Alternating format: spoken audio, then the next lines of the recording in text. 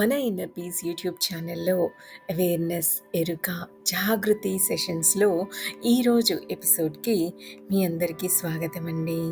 మనం లాస్ట్ ఎపిసోడ్లో జాగృతిలో నుండి బయటికి వచ్చేవి ఏమిటి, అలా జాగృతిలో నుండి మనం చేసే పని ఎలా ఉంటుంది, ఓషో ఎప్పుడు ఎలా జీవిస్తూ ఉండేవాళ్ళు, ఊగిసలాటలో నుండి మనం ఎలా బయటపడాలి, ఎరుకతో చేసే ధ్యానం ఎంత అద్భుతంగా ఉంటుంది, అలాగే ప్రతి క్షణాన్ని పూర్తి చేయడం అంటే ఏమిటి అన్న విషయాలను తెలుసుకున్నాం. అలాగే ఒక జనరల్ కథ కూడా మనం తెలుసుకుంటున్నాం కదా. రాజుగారు జనరల్ మీద కోపం వచ్చి ఒక వార్తాహరుణ్ణి జనరల్ దగ్గరికి పంపిస్తారు. ఏమని, ఈరోజు 6 గంటలకు మీకు ఉరి తీయబడుతుంది, సో 6 గంటలకల్లా మీరు రాజుగారి దగ్గరికి వచ్చేయాలి అని. అయితే జనరల్ ఆ టైంలో ఏం చేస్తూ ఉంటాడు, తన బర్త్డేని సెలబ్రేట్ చేసుకుంటూ ఉంటాడు. స్నేహితులందరూ ఉంటారు, హ్యాపీగా అందరూ డ్యాన్స్ చేస్తూ, పాటలు వింటూ, తింటూ, తాగుతూ ఇలా ఎంజాయ్ చేస్తూ ఉంటారు. ఆ వార్తాహరుడు వచ్చి చెప్పిన ఆ విషయం విని అందరూ విచారంగా అయిపోతారు, ఏడవడం కూడా మొదలు పెట్టేస్తారు. అయితే జనరల్ ఏమంటాడు, ఇలాంటి విచార వాతావరణంలో నాకు మీరు వీడ్కోలు పలకవద్దు, ఇలా అయితే నా మనసు ఇంకో జీవితం కోసం మళ్ళీ మళ్ళీ తపన పడుతుంది, ఆగిపోయిన సంగీతం, నిలిచిపోయిన సంబరం నా మనస్సుపై ఓ బరువు భారం అవుతుంది, కనుక దీన్ని పూర్తి చేద్దాం, ఇప్పుడు ఇది ఆపేసే సమయం కాదు అంటారు. సో మనం అర్థం చేసుకోవాలి, మనం జీవితంలో ఏదైనా భారంగా, అసంపూర్ణంగా వదిలేస్తే అది మన మనస్సుపై ఓ బరువు భారం అవుతుంది. ఆ కారణంగా మనం ఇంకో జీవితం కోసం మళ్ళీ మళ్ళీ తపన పడాల్సి వస్తుంది అని. అయితే ఇలా జనరల్ అన్న వెంటనే మిగతా వాళ్ళందరూ నృత్యం చేయడం స్టార్ట్ చేస్తారు, కానీ చాలా కష్టంగా, బాధగా, తప్పదు కాబట్టి అన్నట్టు చేస్తూ ఉంటారు. కానీ జనరల్ మాత్రం చాలా సంతోషంగా, హాయిగా ఈ క్షణమే ఆఖరి క్షణం అన్నట్టు ఎంజాయ్ చేస్తూ ఉంటాడు.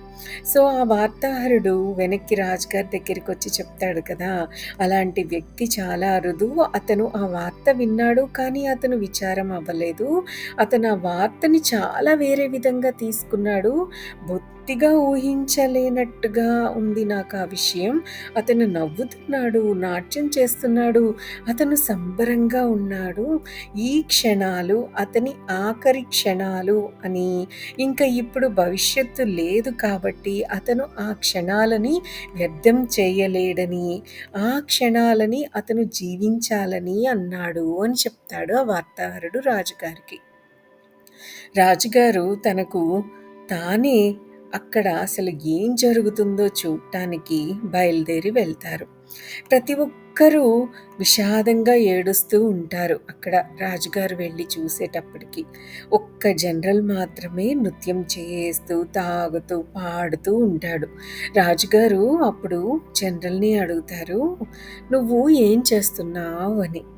జనరల్ అంటారు, ఏ క్షణంలో అయినా మరణం సాధ్యం కావచ్చు అని నిరంతరంగా ఎరుకలో ఉండటం, ఇదే నా జీవితం యొక్క ముఖ్య సూత్రం.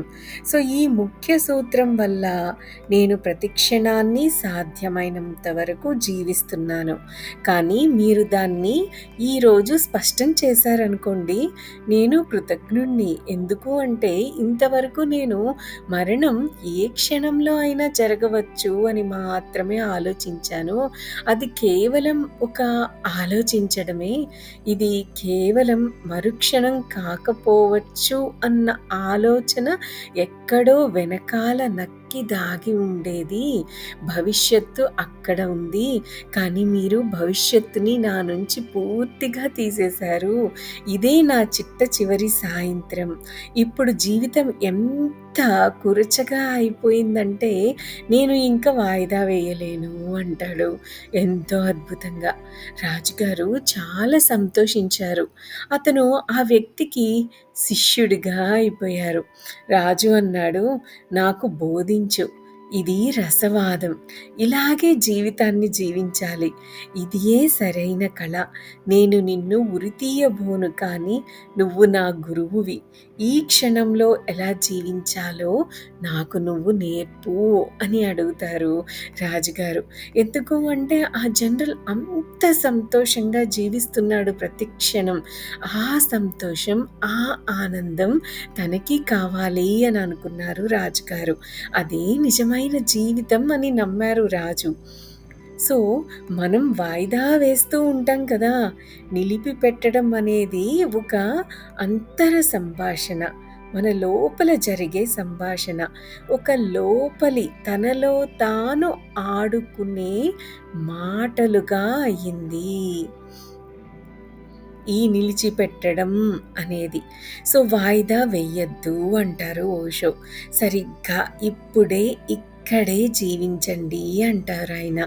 ఎంతెంత మనం ప్రస్తుతంలో జీవిస్తే అంతంత మనకు ఈ నిరంతరమైన మనస్సుతో ఉండటం, ఈ ఎడతెగని ఆలోచించడంతో అవసరం తక్కువ అవుతూ ఉంటుంది. సో, ఆలోచించే అవసరం తక్కువ అవుతుంది అంటే వాయిదా వేస్తూ ఉండటం కూడా తగ్గిపోతూ ఉంటుంది.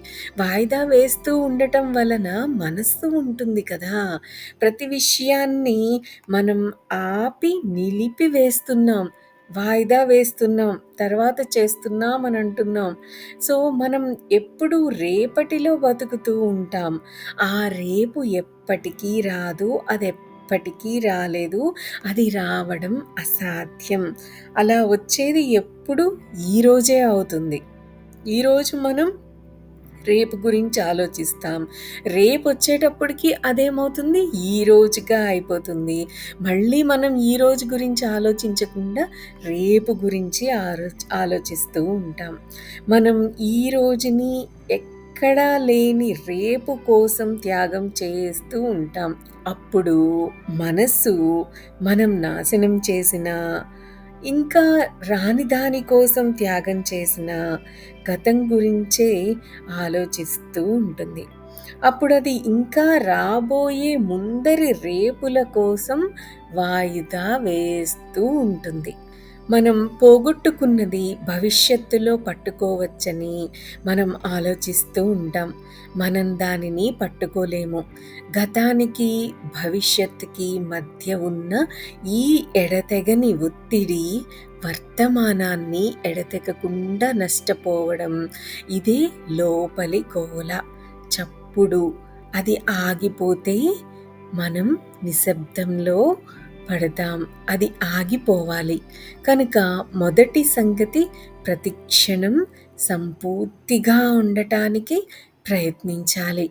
రెండవ సంగతి మన మనస్సు ఎంతో అల్లరిగా ఉంటుంది. ఎందుకు అంటే దాన్ని ఇంకొకరు సృష్టిస్తున్నారని, మనం దానికి బాధ్యులు కాదని ఆలోచిస్తూ ఉంటాం కాబట్టి. కనుక మనం ఇంకొక బాగా ఉన్న ప్రపంచం గురించి ఆలోచిస్తూ ఉంటాం. అంటే మన బయట ప్రపంచం, మన ఎదుట వాళ్ళు అన్న దాని గురించి, చేసే పనుల గురించి ఇట్లా. సో, మనం ఇంకొక బాగా ఉన్న ప్రపంచం గురించి ఆలోచిస్తూ ఉంటాం కాబట్టే మనం దేనికి కూడా మనం బాధ్యులం కాము అని ఫీల్ అవుతూ ఉంటాం. ఇంకా మంచి భార్య, లేక ఇంకా మంచి భర్త, ఇంకా మంచి వారైన పిల్లలు, మరింత గొప్ప ఇల్లు, గొప్పగా ఉన్న వేరే పరిసరాలు, ప్రతిదీ బాగా గొప్పగా మంచిగా ఉంటే మనం నిశ్శబ్దంగా ఉంటామని అనుకుంటూ ఉంటాం. మన చుట్టూ ఉన్న ప్రతిదీ తప్పుగా ఉంది కాబట్టి మనం నిశ్శబ్దంగా ఉండటం లేదు లేదు అని. అలాంటి పరిస్థితుల్లో మనం మౌనంగా ఎలా ఉండగలమని మనం ఆలోచిస్తూ ఉంటాం. ఒకవేళ మనం ఇలా ఆలోచిస్తూ ఉంటే, ఒకవేళ ఇదే గనక మన తర్కమైతే, మన లాజిక్ అయితే, అప్పుడు ఇంకా మంచి లోకం అన్నది ఎప్పటికీ రానే రాదు. ప్రతి చోట ఇదే ప్రపంచం. ప్రతి చోట వీరే మన పొరుగువారు. ప్రతి చోట వీళ్ళే బాధ్యులు. వీళ్ళే భర్తలు, వీళ్ళే పిల్లలు. ఇంకెక్కడో స్వర్గం ఉందని ఓ భ్రమని మనం సృష్టించుకోవచ్చు. కానీ ప్రతి చోట ఇదే నరకం ఉంటుంది. ఈ రకమైన మనస్సుతో ప్రతి చోట నరకమే ఉంటుంది. సో, మనస్సే నరకం. ఈ విషయాన్ని మనం బాగా గుర్తుపెట్టుకోవాలి. మనం ఆలోచిస్తూ ఉంటే మనం దేని గురించి ఆలోచిస్తున్నాం? బయట గురించి ఆలోచిస్తున్నాం. సో, మన లోపలికి మనం ఇక వెళ్ళలేము. మనం ఈ క్షణాన్ని, ఈ ప్రస్తుత క్షణాన్ని అస్సలు ఆస్వాదించలేము. దీని గురించి మరి ఒక్కసారి ఆలోచించండి. ఆ జనరల్ కదా! ఆ జనరల్ చెప్పిన సమాధానం, ఆ రాజుగారు ఆ జనరల్‌ని ఎంత అద్భుతంగా అర్థం చేసుకున్నారు అని. మరి మనం ఈరోజు డిస్కస్ చేసుకున్న మెయిన్ పాయింట్స్‌ని మళ్ళీ మళ్ళీ గుర్తు చేసుకుంటూ ఉండండి. మరి ఈ క్షణంలో అవేర్‌గా మనల్ని మనం గమనించుకుంటూ ప్రతిదానికి మనమే బాధ్యులం అని మనల్ని మనం యాక్సెప్ట్ చేసుకుంటూ, మనల్ని మనం ప్రేమించుకుంటూ, నిరంతరం మనల్ని మనం అవేర్‌గా గమనిస్తూ జీవితాన్ని సాగిస్తున్నప్పుడు ప్రతి క్షణం కూడా ఎంతో అద్భుతంగా ఉంటుంది. అవునా? మరి ఫాలో అయిపోదామా? దట్స్ ఆల్ ఫర్ టుడే అండి. Have a great day. Thank you. Thank you. Thank you.